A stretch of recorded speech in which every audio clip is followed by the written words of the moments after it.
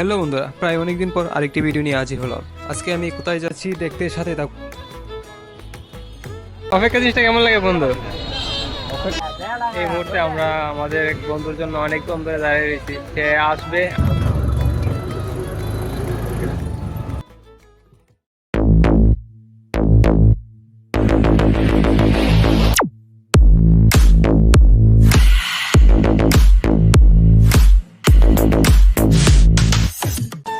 আসসালামু আলাইকুম প্রিয় বন্ধুরা, আমি শাকিল মাহমুদ সোহেল এলাম আমাদের বিজয়নগর উপজেলার দারুণ একটা সুন্দর গ্রাম মগন্তপুর গ্রাম লিচুর জন্য বিখ্যাত। এখানকার লিচু বাগানের গল্প আপনাদেরকে দেখাবো এবং শোনাবো এবং অনুভব করাবো।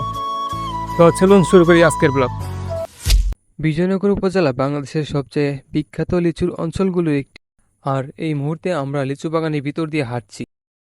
কত করে শো এখানে? 400 টাকা। তো এই মুহূর্তে আমি জিজ্ঞেস করে জানতে পারলাম যে প্রতি শো লিচু 400 টাকা করে বিক্রি করা হচ্ছে। বাগানের আঙ্কেল আমাদেরকে অনেক আন্তরিকভাবে লিচু পেরে দিচ্ছেন। তিনি নিজে গাছে উঠে লিচু পেরে দিচ্ছেন আমাদের। ব্যাপারটা অন্যরকম একটি অনুভব লাগছে। পাড়ার সময় উপর থেকে পাকা লিচুগুলো পড়ছে, আমরা কুড়াচ্ছি। এই লিচু কুড়ানোর মুহূর্তটা ছোটবেলার স্মৃতিগুলো মনে করে দেয় আমাদেরকে। আমাদের হুজুর বন্ধু লিচু দিচ্ছে, আমরা কাজ। বাগানের ভিতরে এসে লিচু খাওয়ার মুহূর্তটা সত্যি একটি অন্যরকম অনুভূতি কাজ করে। এই লিচু বাগানে টাটকা লিচুর স্বাদ পুরাই যেন অমৃত।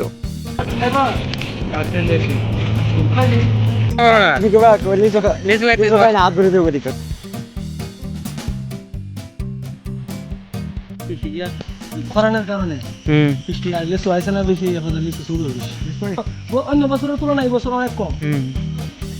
তো আজকের এই ব্লগে আমার সাথে আছেন আমার প্রিয় দুই বন্ধু শুভঙ্কর এবং হেলাল। আর বিশেষ করে আমাদের সঙ্গে আছে দুষ্টু মিষ্টি সোনামণি, আমাদের বাতিজা হেলালের বাইপু। সে অনেক কিউট, দুষ্টু মিষ্টি আর চাঞ্চল্যকর। তার ছোট ছোট কথা এবং হাসিতে ভ্রমণের আনন্দটা যেন দ্বিগুণ হয়ে গেছে। আজ লিচু বাগানে ঘুরতে এসে আমার খুব প্রিয় দুই বন্ধুকে মিস করছি। তারা কর্মজীবনের জন্য একজন আছে ঢাকায় আর একজন আছে সৌদি প্রবাসী। ওরা থাকলে এই ভ্রমণটা আমাদের কাছে আরো আনন্দময় হতো। যাই হোক, বাগান থেকে আমাদের লিচু সংগ্রহ করা শেষ, আমরা আমাদের গন্তব্যে অগ্রসর হচ্ছি। বেড়া তরত লাগাইছে ভাই, আমরা কিছু আমার বাড়ির জন্য ভাই, বাড়ির জন্য শাকিল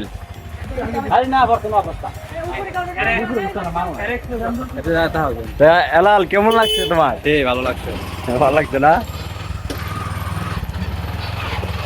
তো ভিউয়ার্স, যদি আপনারা লিচু খেতে চান তাহলে অবশ্যই এই চম্পকনগরের মুকুন্দপুরে বিয়ে করা লাগবে। তো আশা করি ভিডিওটি ভালো লেগেছে। আজকের মতো আমার ব্লগ এখানে শেষ। আল্লাহ হাফেজ।